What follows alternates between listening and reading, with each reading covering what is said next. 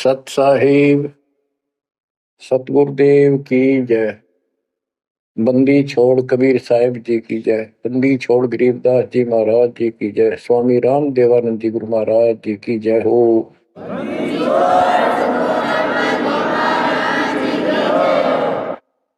सर्व संतों की जय, सर्व भक्तों की जय, धर्मी पुरुषों की जय।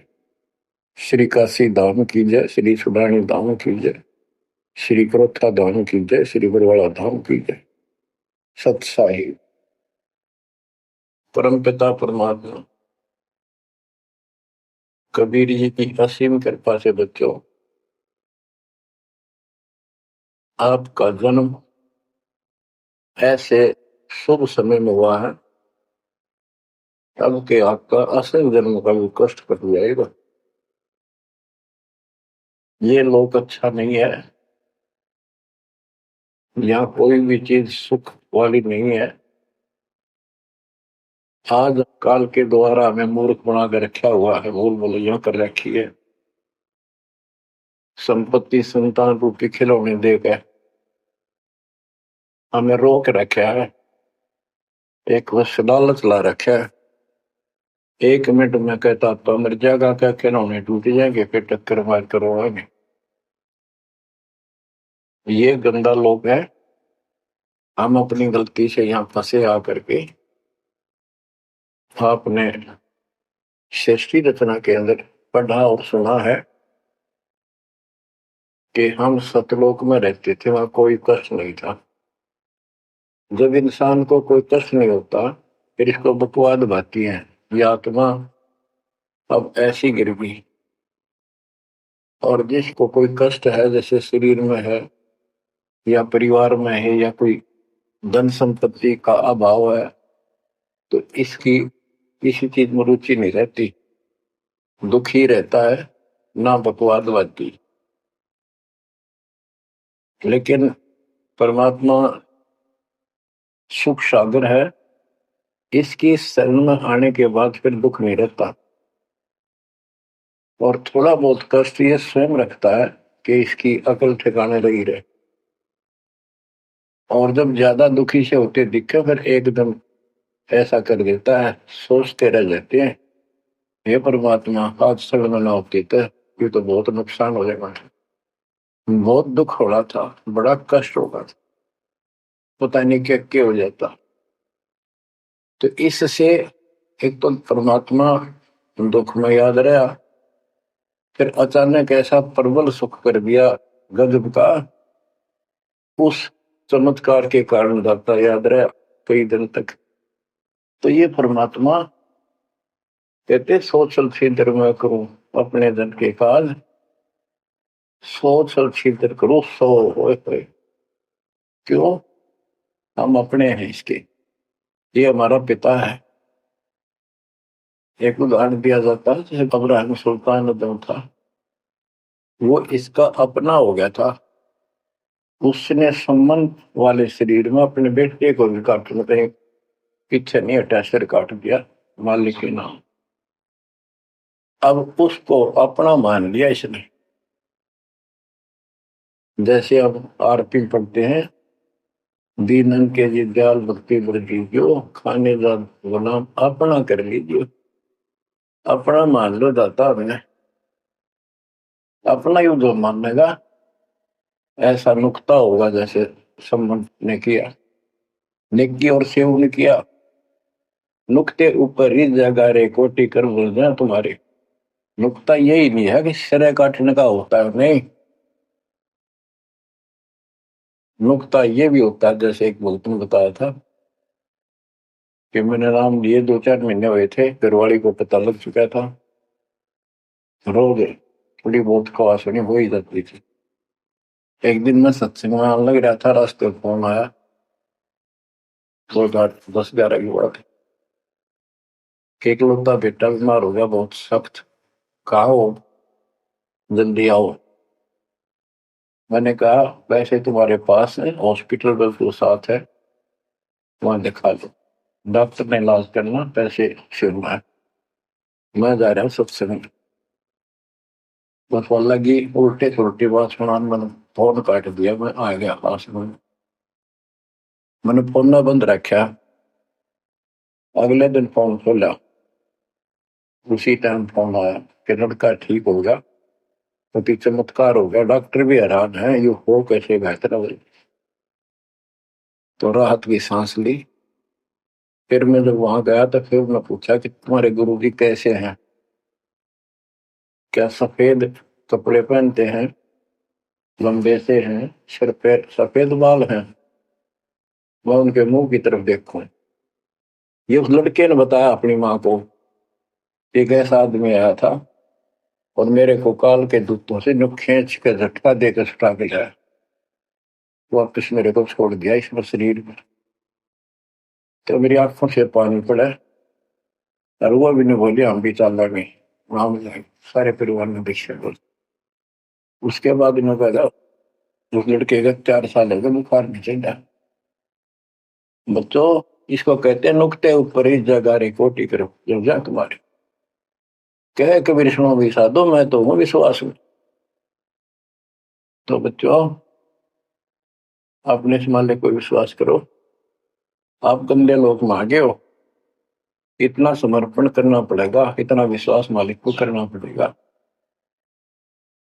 आपने सुना था ना सृष्टि उत्तेजना में कि कबीर साहब ने धर्मदास जी को बताया, धर्मदास ये जग बोराना, कोई न जाने पद निर्वाणा, यही कारण मैं कथा पसारा, जग से कहिए राम न्यारा। कि हे धर्मदास, इस संसार में कोई भी निर्वाण पद, मोक्ष प्राप्त करने वाली विधि पद्धति से कोई भी परिचित नहीं है, किसी को ज्ञान नहीं है। अब धर्मदास पहले तो मानना नहीं करता, लेकिन आंखों देख आए भगवान को, फिर सारी हाँ भरे था। क्या बताते हैं, इसलिए मैंने ये सारा आपको ज्ञान सुनाना पड़ा, सारी कथा सुनानी पड़ी कि कोई भी परमात्मा के मोक्ष मार्ग से और भगवान से परिचित नहीं है, ना किसी के पास मूल ज्ञान है। यही ज्ञान जग जीव सुनावो, सब जीवों का भरम नसावो, भरम गए जग वेद पुराण, आदि राम का वेद न जाना। के भरम गए जग वेद पुराणा, आदि राम सतपुरुष परम अक्षर ब्रह्म का ज्ञान नहीं हुआ, क्योंकि वेदों में अधूरा ज्ञान है, पुराणों में ऋषियों का अपना अनुभव है, जो उनका अपने सत्र का वो वेद से नहीं मिलता, वो व्यर्थ है। अब क्या बताते हैं, राम राम सब जगत बखाने, आदि राम कोई बिरला जाने। सब राम राम के अल्लाह खुदा, लेकिन जो आदि राम है, सदा का भगवान है, सबसे पहले वाला, उसको कोई नहीं जानता। जो मैं कथा तुझे बताने जा रहा हूं, इसको बुद्धिमान तो तुरंत मान लेंगे, ज्ञानी सुने सो हृदय लगाई, मूर्ख सुने तो गम न पाई। मूर्ख सुनेगा, उसको इसका कोई हिसाब नहीं आएगा। अब मैं तुमसे कहूं चिताई, तेरे देवन की उत्पत्ति वाई, कुछ संक्षेप कहूं गौराई, सब संशय तुम्हारे मिट जाई। माँ अष्टंगी पिता निरंजन, ये जन दारुण वंशन अंजन। परमेश्वर कबीर जी ने 600 साल पहले ये गीता वेद पुराण का ज्ञान अपनी सिंपल लैंग्वेज में, सूक्ष्म वेद में धर्मदास जी को बताया, और उसने लिपिबद्ध किया। बच्चों, आज अपने सामने।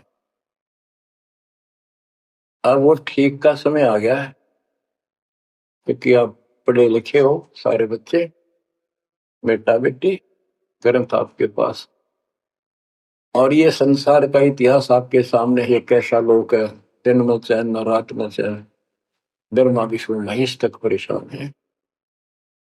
आँख खोल लो बच्चों। फिर क्या बताते हैं, पहले की निरंजन राई, पीछे से माया उपजाई। पहले ज्योत स्वरूपी निरंजन की उत्पत्ति की एक अंडे में, पीछे त्या दुर्गा की उत्पत्ति की। माया रूप देख अति शोभा, देव निरंजन तन मन लोभा। काम देव धर्मराय सताए, देवी को तुरंत भर खाए। पेट से देवी करी पुकारा, हे साहिब मेरा करो उबारा। तेरे सुनी तब हम वहां आए, अष्टंगी को बंद छुड़वाए। परमात्मा कहते हैं कि काल निरंजन के मन में दोष आया, उस माया के रूप को देखकर आसक्त हुआ, बंदे कर्म के लिए प्रेरित हुआ। वह की तुलसी बात की थी, उसने अपनी इज्जत और सुरक्षा के लिए छोटा सूक्ष्म रूप बनाया, उसके खुले मुंह के माध्यम से पेट में चली। पेट से देवी करी पुकारा, हे साहिब मेरा करो उबारा। टेर सुनी तब हम ता आए, अष्टंगी का बंध छुड़वाए। उसको उसके पेट से निकाला, उन दोनों को वहां से धक्के देती भाग जाए। सतलोक में कीना दुराचारी, काल निरंजन दीनकारी। माया समेत दिया भगाई, 16 शंख कोस दूरी पर आई। अष्टंगी और काल अब दोई, मंद कर्म से गए डुबोई। के काल और या देवी, क्योंकि इसने सबसे पहले यह बकवाद करी, बेशर्म हुई, खड़ी होगी अपना जान में त्याग। फिर हमने सोची ये एक लाइन लेगा लूट सारी, हम भी खड़े हो। तो स्कूल में बच्चे से अध्यापक प्रश्न करता कि ये प्रश्न का क्या उत्तर है, किसी को याद है, हाथ खड़ा करो। फिर एक खड़ा करा कर, फिर देखो देखी सारे कर ले, तो नहीं होगी हमारे साथ। याद किसी का पावा नहीं, फिर सारे पिट्टे। तो ऐसे ये सारे ठाक है, हम भी अपने गंदे कर्म के कारण यहाँ फंसे, और इसने और भी ज्यादा फर्स्ट गलती की। अब कहते हैं अष्टंगी और काल अब दोई, मंद कर्म से गए विगोई। इस गलत काम से भिगोए गए, गिर गई परमात्मा की नजरों से। धर्मराय को हिकमत की ना, नखरे खासे भग कर लेना। धर्मराय की ने भोग विलासा, माया को रही तब आशा। 3 पुत्र अष्टंगी जाए, ब्रह्मा विष्णु शिव नाम धराए। 3 देव विस्तार चलावे, इनमें यो जग धोखावे। अब देखो 600 साल पहले क्या था कि ये काल इनका पिता ब्रह्मा विष्णु महेश का दुर्गा की मां है। लेकिन हमारे धर्म गुरुओं ने आज तक पता नहीं हमारे साथ लड़ाई करे, हमारा विरोध करे, तुम झूठ बोलो। निरंजन धन तेरा दरबार, जहां पर तनिक न न्याय विचार। वैश्या ओढ़ मुल मुल खासा, गल मोतियन के हार। पति भरता को मिले न खादी, सूखा नरस आहार। निरंजन धन तेरा दरबार, पाखंडी की पूजा जग में, संत को कहे लवार।